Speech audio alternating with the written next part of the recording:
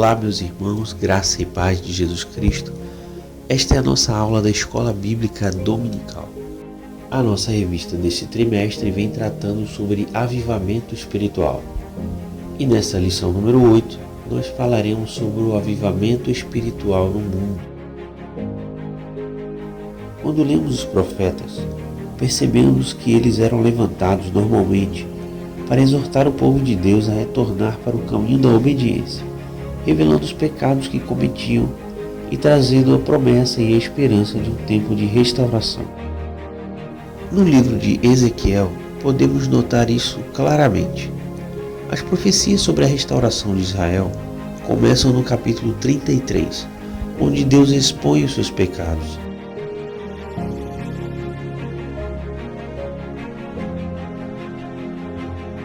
E revela o seu propósito de restauração para o seu povo, mediante o abandono de seus maus caminhos.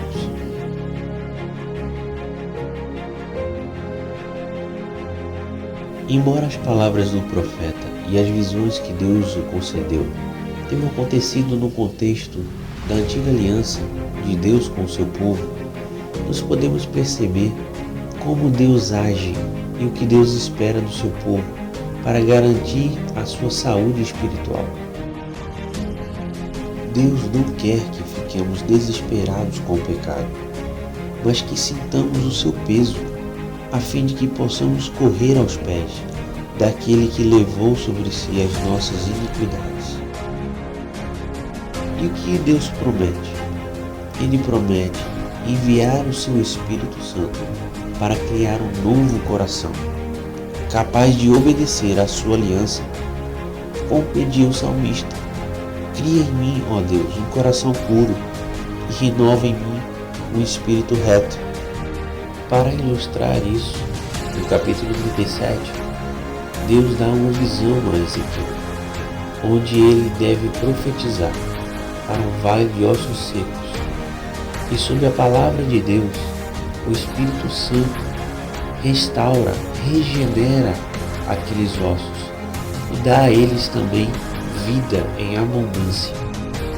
Esta sempre foi a principal obra do Espírito Santo no homem. No Novo Testamento, em Atos 2, nós podemos perceber este padrão de Deus em enviar o seu Espírito como um vento que sopra onde quer, a fim de trazer restauração e vida. Uma outra visão foi dada ao profeta, em que ele era chamado a entrar no rio, que enchia cada vez mais. O Senhor Jesus nos garantiu que quem cresce nele, do seu interior fluiriam rios de água viva. E essa deve ser a nossa busca, que cada vez mais nós venhamos a nos encher e crescer na vida do Espírito.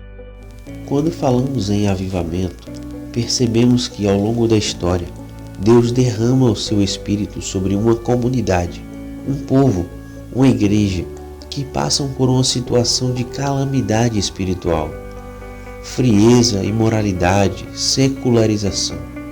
Então, ele levanta pessoas para buscarem a sua face e assim passa a acontecer um grande mover que transforma vidas e muda o cenário até mesmo de toda uma geração. Vamos conhecer alguns exemplos de como isto aconteceu. Na Alemanha do início do século XVIII, a Bíblia era assunto comum nas universidades. Havia disputas sobre os textos e interpretações, mas existia um problema. Ela estava sendo encarada como uma mera fonte documental nos debates da academia. Nesse tempo, Philip Spener, um pastor que liderava uma igreja em Estrasburgo há 3 anos, havia sido transferido para Frankfurt. Ele ficou chocado com as condições morais e sociais da cidade e, abandonando os textos regulamentados, passou a pregar com veemência o arrependimento e o discipulado. Por algum tempo, nenhum resultado ele obteve, mas certo dia, quando pregava sobre o Sermão do Monte, uma onda de conversões começou a acontecer. E isso era refletido em muitos aspectos da vida daquelas pessoas. As relações familiares eram transformadas. As pessoas reuniam-se nas casas para estudarem a Bíblia, e nas universidades passou-se a considerar o caráter dos alunos de teologia.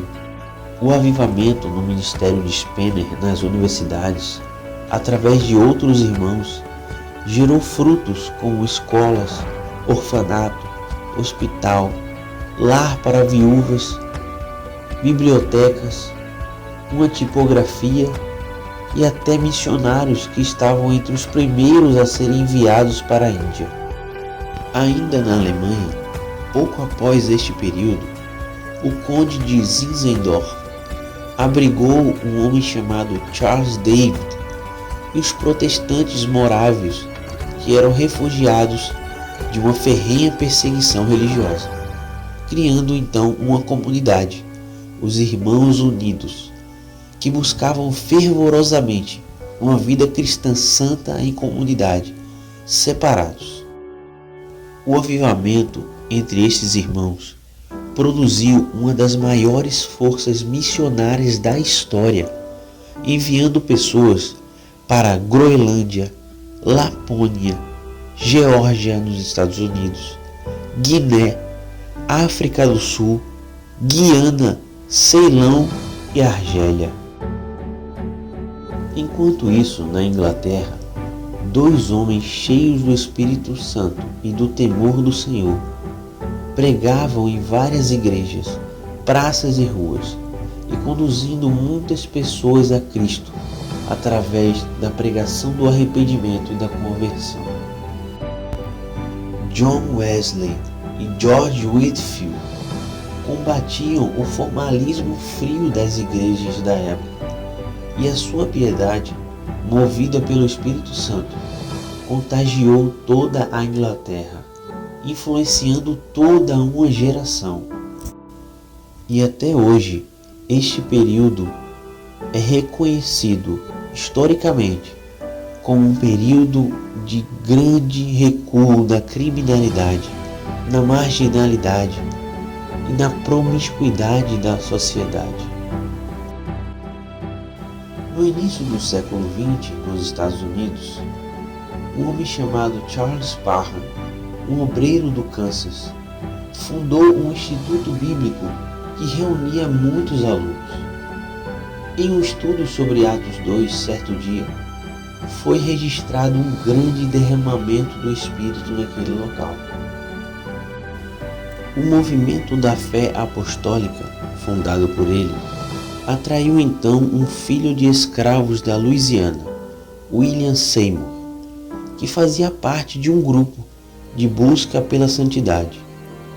Após passar por uma experiência grandiosa no instituto, Seymour mudou-se para a Califórnia, onde continuou a se reunir com muitas pessoas em sua casa.